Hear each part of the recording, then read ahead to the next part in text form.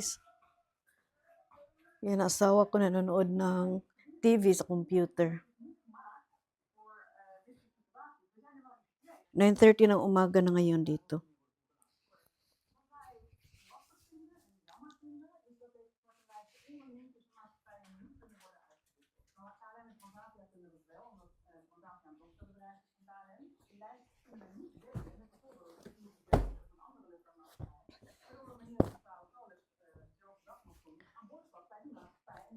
Ayan na guys.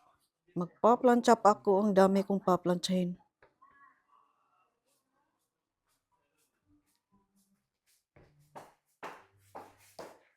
Meron pa akong itatapon guys. Ayan.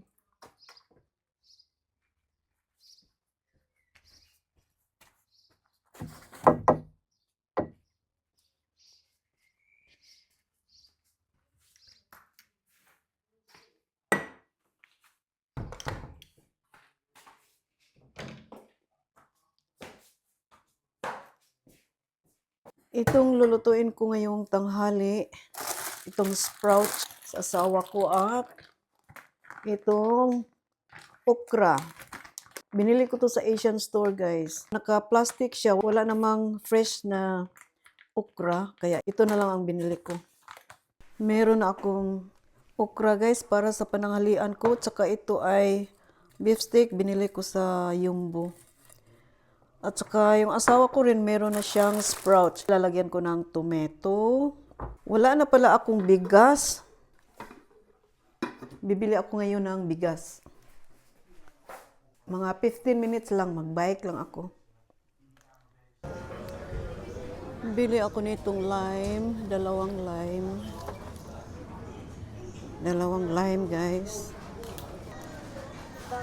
Dalawang coconut. Wala naman ditong butong. Ito ang sadya ko dito pero kalimutan ko, mabutit na alala ko. Nandito na ako guys.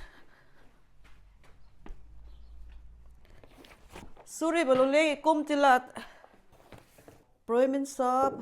Meron akong honey, avocado, white cheese, bigas kasi ito ang sadya ko doon. Kasi wala akong bigas ngayon. Lime at saka biskwit. Mag-umpisa na tayo guys. My gosh, malapit na alas 12.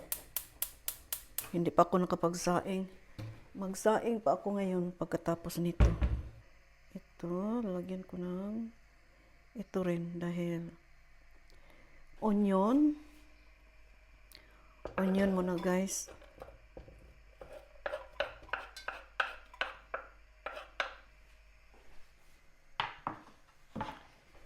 Hindi pa naman kumukulo yung mantika. Ito muna ilagay natin dito sa kabila. Ayan. Piprituhin muna natin yan bago natin ilagay ang okra.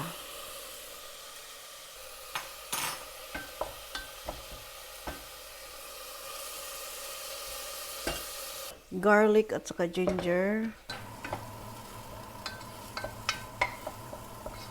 Ayan na guys.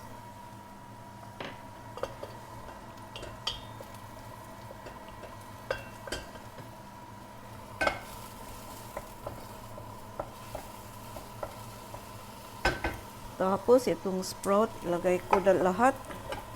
Ilagay ko na lahat guys.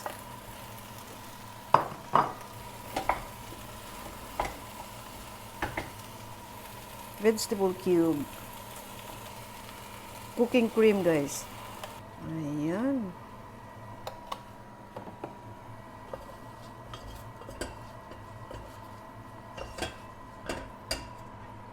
Lagay muna natin dyan.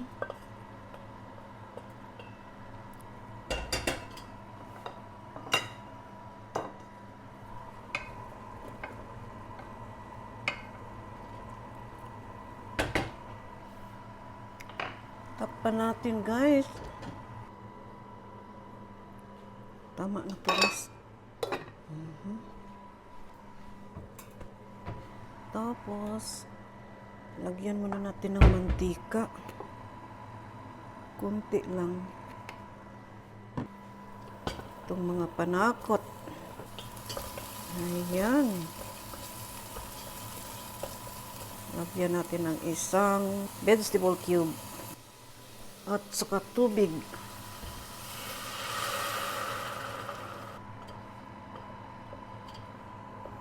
Takpan muna natin.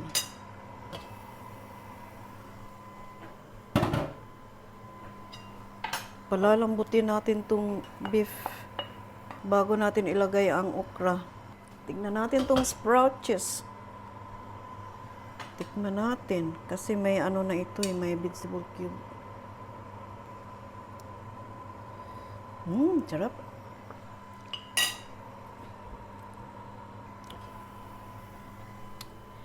Lagyan natin itong sinigang. Masarap ang sinigang eh. Ayan na guys. Nalagyan ko na ng sinigang. Oops.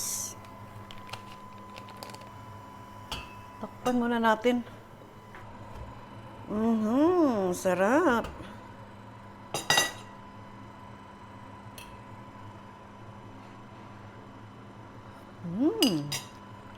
Sarap talaga. Tama na yan. Lalagyan ko nitong tomato at saka carrots. Ayan na guys, ang pagkain ni Gier. Kain na tayo guys. Pero hindi pa pwede, init pa siya. Mainit na mainit. Bagong tanim pa lang itong mga itinanim ko dito. Mga 1 week pa lang yata.